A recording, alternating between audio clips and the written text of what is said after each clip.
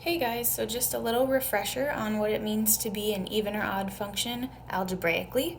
So algebraically, if you have an even or odd function, you need to put it through kind of a test where you plug in different numbers. So recall this.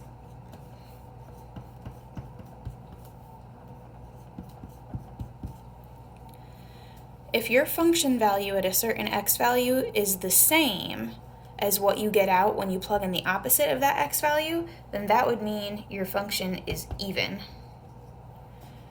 But if you take a certain x value and plug it in and you negate the final answer, and that turns out to be the same as the opposite of that x value being plugged in, when those two match, that's odd.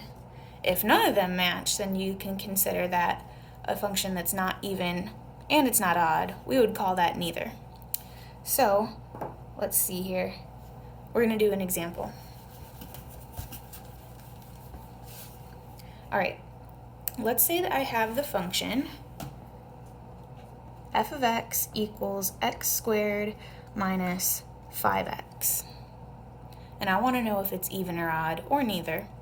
I would pick a value to plug in, and remember we talked in class about that it probably shouldn't be 0 or 1 because sometimes funny things can happen at those values in a function. So we generally pick something higher like 2, 3, 4, something like that. I'm going to pick 2. So I'm going to figure out the function value at 2. That would be 2 squared minus 5 times 2.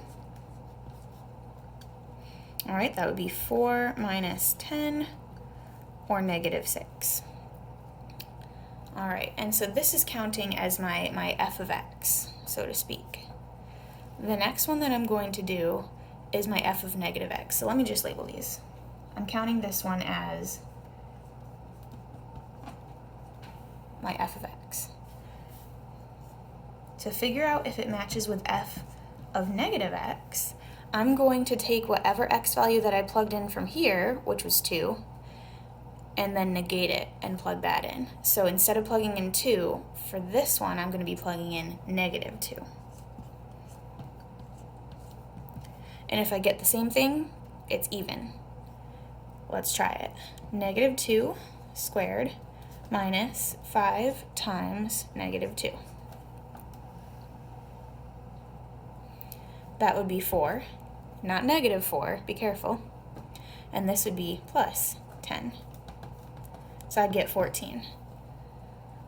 Based on these two things, I know that it's not an even function. The last thing to try would be negative f of x.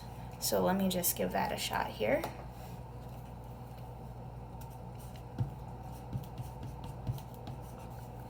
So what you do is you take what you had from up above when you just did f of x, and then you make it negative. You make your answer negative. So I got negative 6 before for that. So my answer for this one is going to be positive 6. Turns out that these two don't match either, so it's also not odd. I would say that this function is neither.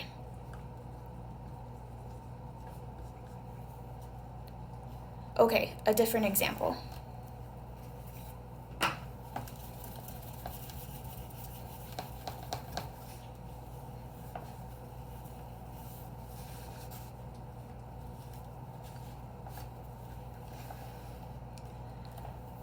Let's try this function. Let's try and shake it up a little bit. We'll do 1 over x.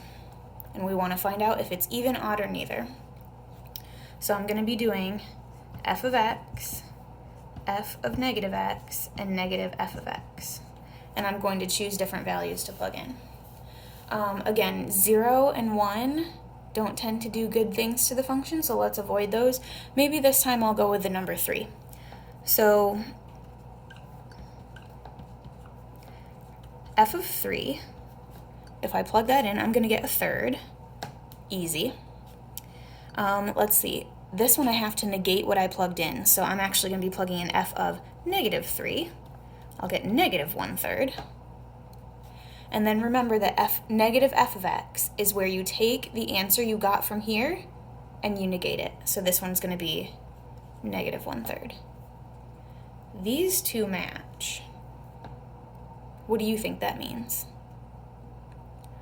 If you said odd, you are correct. This would be an odd function. All right, guys, that's all for now.